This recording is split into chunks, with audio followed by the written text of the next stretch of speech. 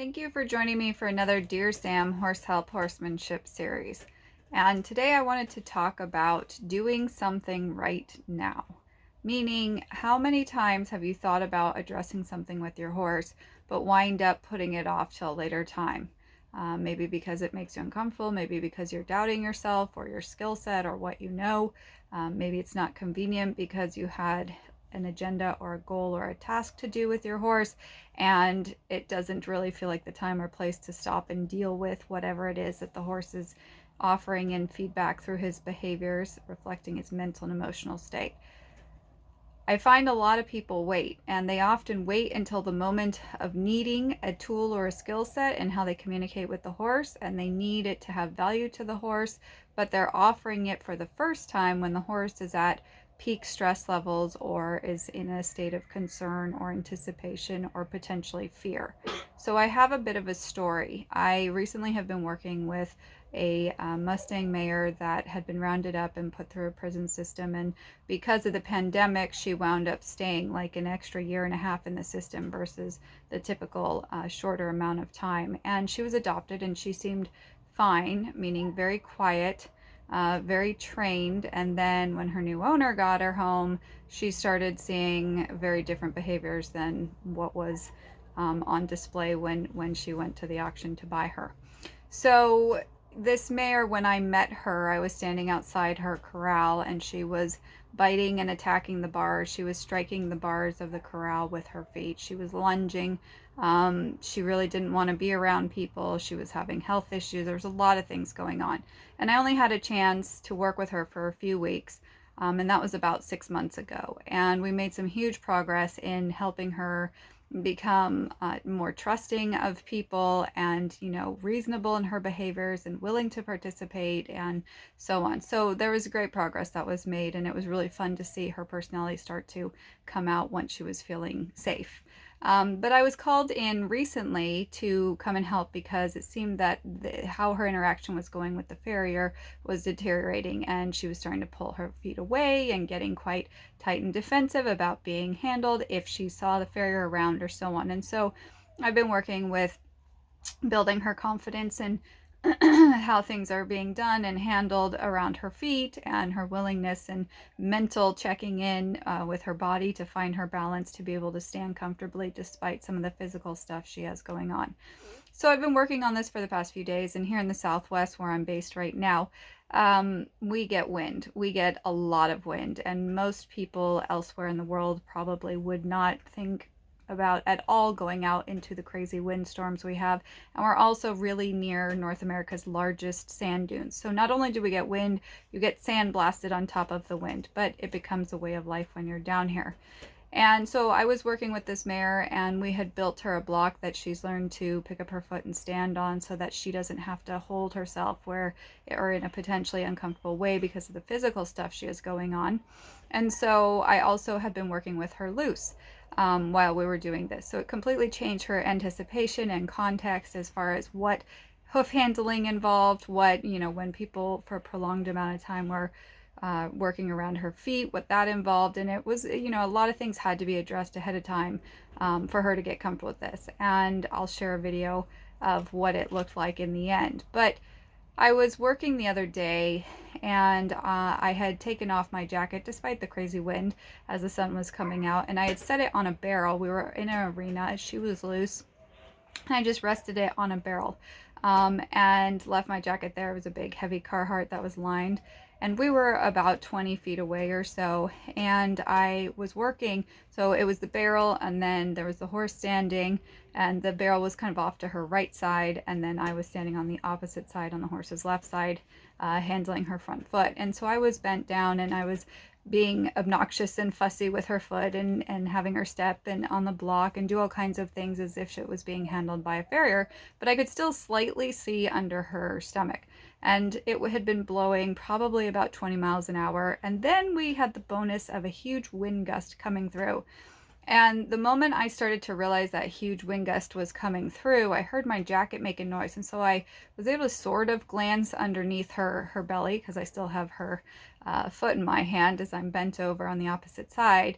And I realized my jacket is getting lifted up from the gust, straight up in the air. And it completely catches her by surprise as she was standing in her imaginary box waiting. And there was a moment where this mare could have completely run over the top of me. There were things in front of us also, not blocking her, but just kind of objects, different barrels and various things in front of us too.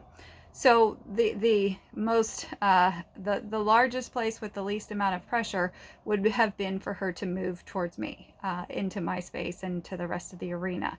And I realized as she was sort of going up and surprised by this, I was putting her foot down, but again, things happen in a nanosecond. And as she was raising her head up in her surprise, and her body was getting big and tight, and all of a sudden I saw the eye closest to me kind of roll towards me, and it had this pause, and then she stopped herself. So she stopped herself in the middle of the spook, despite having the entire arena that she could have blasted off and gone and ran around, or running over the top of me, because she was able to literally see me and acknowledge me standing there, that despite her fear, and be able to maintain, we'll say, control of her body in a safe manner for my sake, so that I didn't get run over.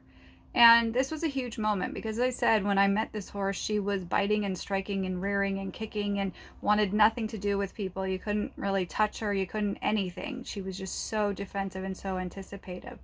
And it was such a wonderful moment as I was standing there thinking and helping her drain down the energy or the tension that was left residual from that surprise moment, when a second gust of wind came, and this time it picked up my jacket again, and it blew my jacket about 2 feet towards me.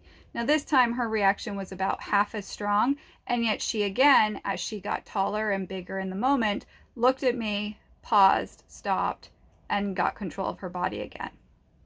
And so I helped her drain that tension, and when it seemed like her brain and body was connected again, I started to spatially offer her a release away from the direction of the jacket, after she could look towards it, look away from it, wasn't fixated on it, wasn't defensive towards it.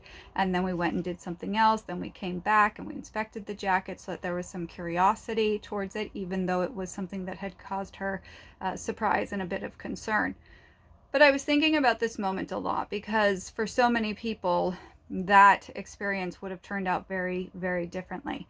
Most people I meet only come to me for help after everything has gone wrong, meaning most of the time their horses put them in the hospital or scared them enough for some sort of, dramatic event or situation that occurred that, I was the very last stop. And I wish more people learned to do something with their horse. That means every opportunity you have to help your horse learn how to think through things, to help your horse learn how to slow down and mentally process what it is that you're presenting, to learn, to help your horse learn how to be adaptable, that you don't do the same things in the same way in the same place, so that when things do change, they don't mentally check out and then physically try and flee and get away. There are so many times that in the basic everyday interaction of the horse, doesn't even have to be riding, to where the human has the chance to help these horses learn how to be able to think through human circumstances, these completely unnatural situations. And I don't mean patterns and practicing mindless behavior, repetition, but what I mean is teaching the horse that every time they're near the human's going to create a safe space. So even if our environment has lots of distractions or chaos or other things going on or bad weather, that horse mentally is available to check in with the human and consider the human's input as to how something should be handled, as to how a situation can be handled. And when the horse feels that way about the human, when something like what happened with this mare comes up, where it was an unexpected moment, the human winds up staying safe. The horse winds up staying safe. There is a reasonableness during a situation that for many horses could have easily blown their mind and had disastrous results. So the next time you feel like, well, you don't really have the time to address what your horse is doing, or it's not really convenient, or you had something else in mind that you wanted to work on, you need to remember the horse only has so many ways of asking for help when they're experiencing defensiveness, fear, anticipation, concern, any of those sort of things. If they're experiencing that mentally, then physically, what do you think their behavior will look like? like it's going to be rigid, braced, tight, not adaptable, not balanced, not moving softly with intention.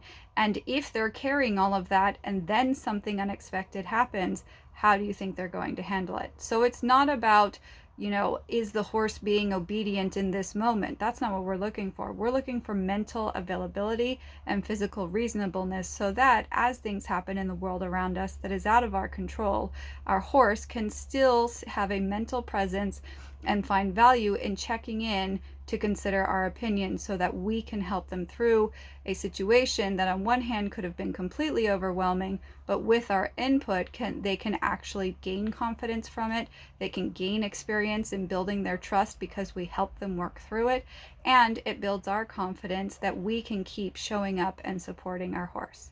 I'd love to hear your thoughts. Thank you for joining me. See you next time.